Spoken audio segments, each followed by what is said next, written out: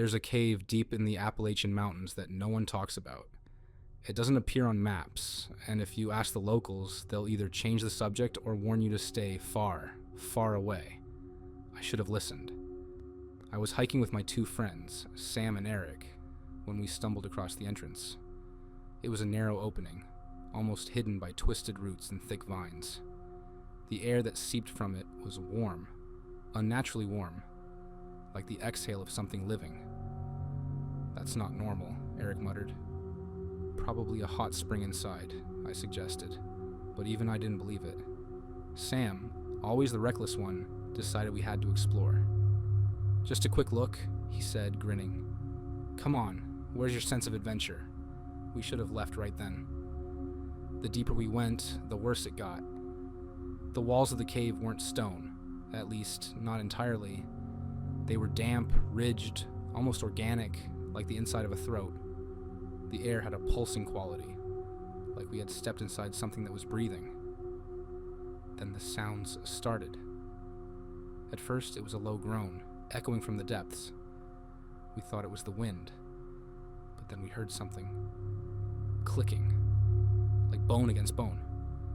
It was rhythmic, deliberate. We turned to leave. That's when Sam screamed. He had wandered ahead, shining his flashlight into a chamber, when something moved. I caught only a glimpse.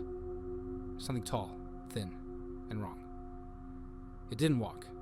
It slithered. Its arms were too long, its fingers tapering into sharp points. Then the lights went out. I don't mean our flashlights died. I mean the darkness swallowed us. My flashlight, which had been shining clearly a second ago, barely illuminated my hand. Eric grabbed my arm, his breath ragged. "We need to go. Now!" We ran. The tunnel felt longer on the way back.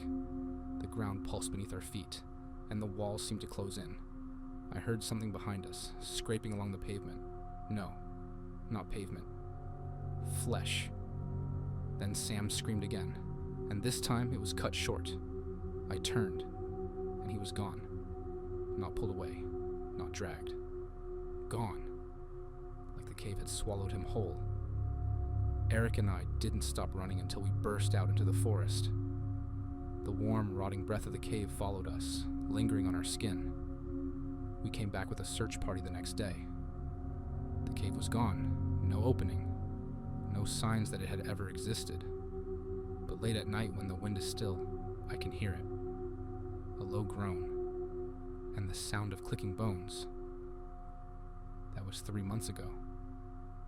I haven't slept properly since. Every time I close my eyes, I see that thing, that creature, its elongated limbs, folding in ways that shouldn't be possible. But worse than the visual memories are the sounds. That wet, organic squelching of the walls, the rhythmic clicking that seemed to follow us, and Sam's final scream. Eric won't talk about it anymore.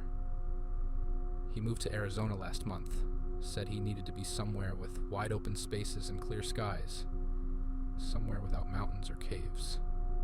I understood, but I couldn't leave. Something keeps me here, tethered to these mountains like a moth to flame. I've been researching obsessively. The local library has newspaper archives dating back to the 1800s, and I've found patterns. Every few decades, people disappear in these mountains. Not just hikers or tourists, but locals too. The reports are always similar. People venture into the woods and never return. Search parties find nothing. No bodies, no equipment, no trace. But it's what I found in an old journal from 1923 that really chilled me. A local man named Theodore Hayes wrote about finding a cave that breathed like a sleeping beast. He described walls that felt alive, warm air that shouldn't exist so deep underground, and something moving in the darkness that made him question everything he knew about God's creation. Hayes went back to the cave 3 times. On his final visit, he brought a group of men with him, determined to explore deeper. None of them were ever seen again. The journal ends with a warning. It's not just a cave. It's a mouth. and it's hungry. I've started having dreams, if you can call them that. In them, I'm back in the cave, but I can see in the darkness. The walls pulse with a sickly bioluminescence, revealing patterns that hurt my eyes to look at. And sometimes I hear Sam. His voice echoes from deep within the mountain, calling my name, begging for help. Last week, I met an old Cherokee woman at a local diner. When I mentioned the cave, her face went pale. She told me her people have stories about a place in these mountains that exists between spaces, a hollow that appears and disappears, moving like a hunter stalking prey. They called it the Hungry One, and according to legend, it's been here since before the mountains themselves rose from the earth. It doesn't just take bodies, she told me, her voice barely above a whisper. It takes souls, keeps them, uses them to lure others. I asked her if anyone had ever escaped once they were taken. She just shook her head and left without finishing her coffee. The dreams are getting worse. Now I see more than just the cave. I see what's inside it. Or rather, what it really is. The cave isn't just a place, it's an organism.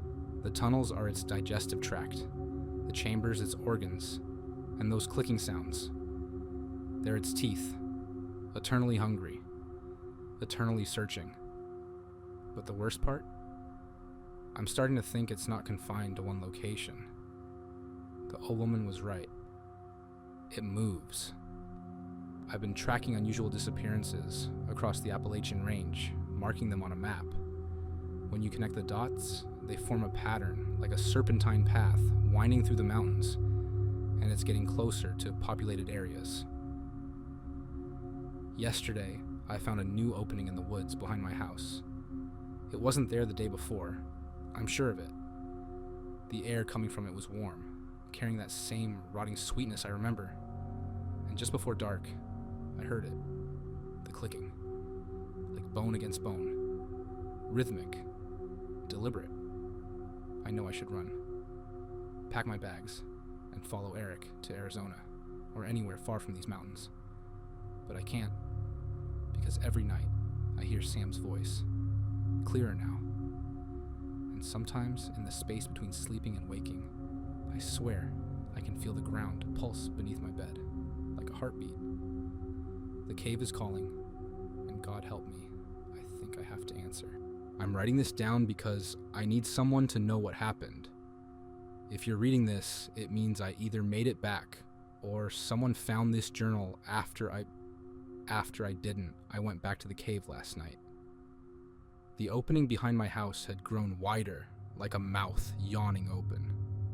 The warm air that leaked out carried whispers now, dozens of voices speaking in languages I didn't understand, all except for one, Sam's voice, clear as day, calling my name. I came prepared this time.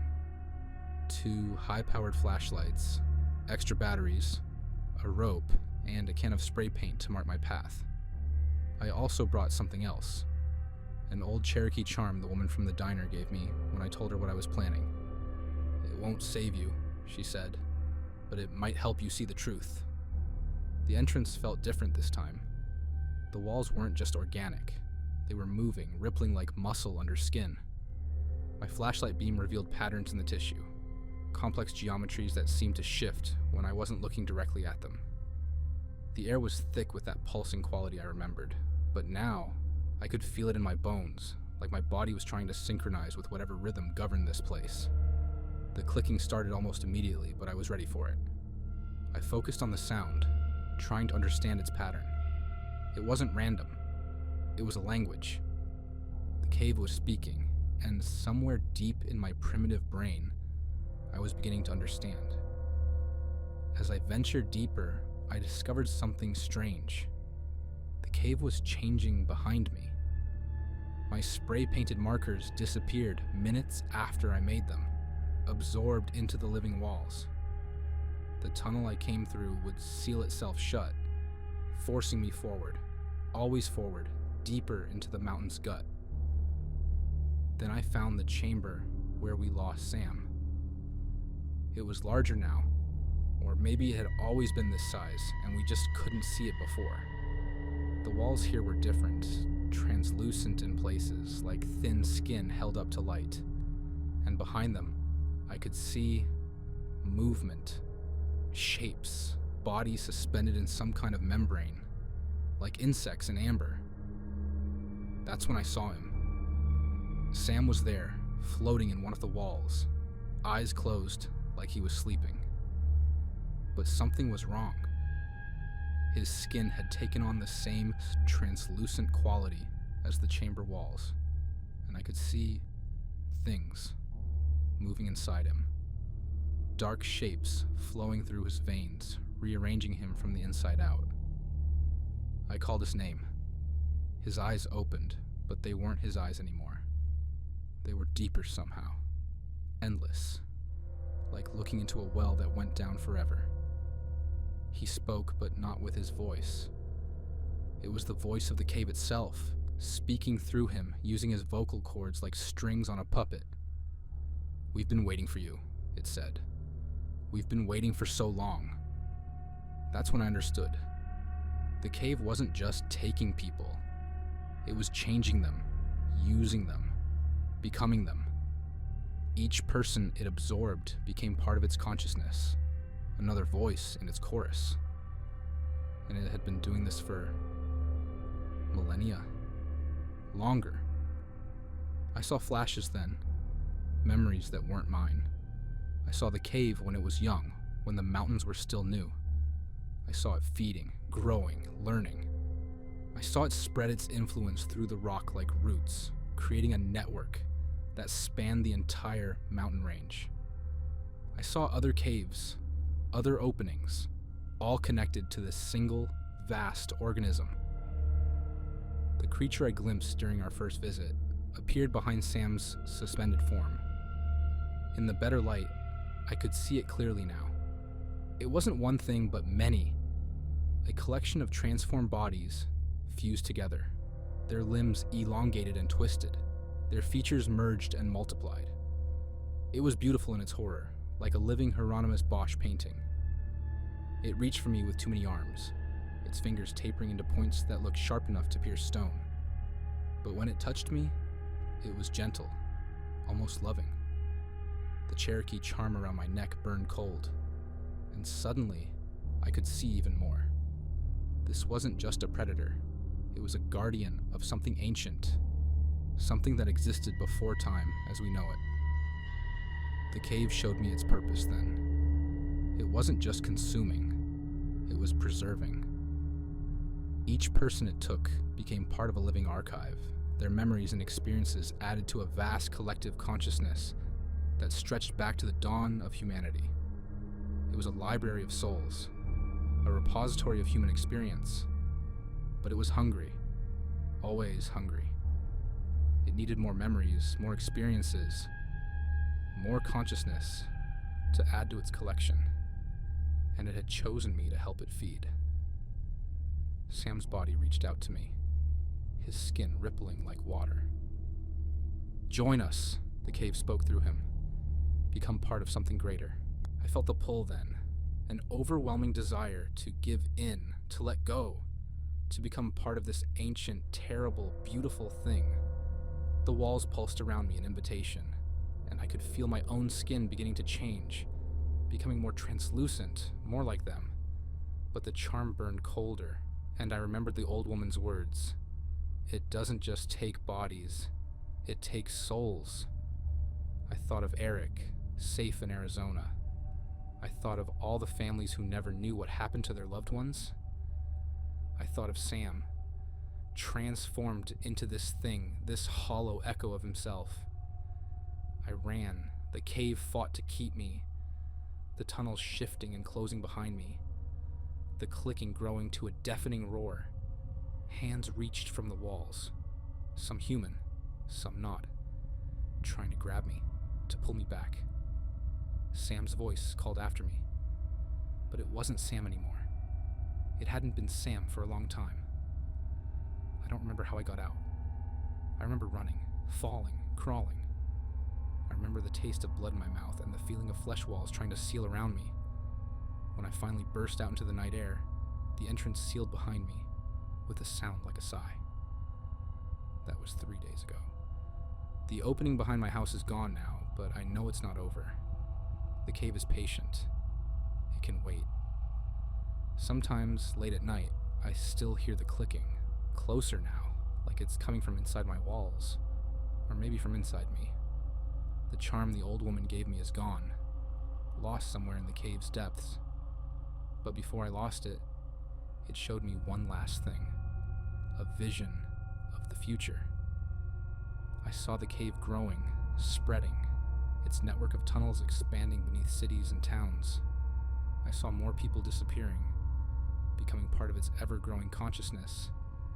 And I saw myself, changed but aware, helping it feed. I'm leaving this account as a warning. If you're hiking in the Appalachians and you find a cave that feels wrong, warm air when it should be cool, walls that feel too soft to be stone, run. Run as fast and as far as you can.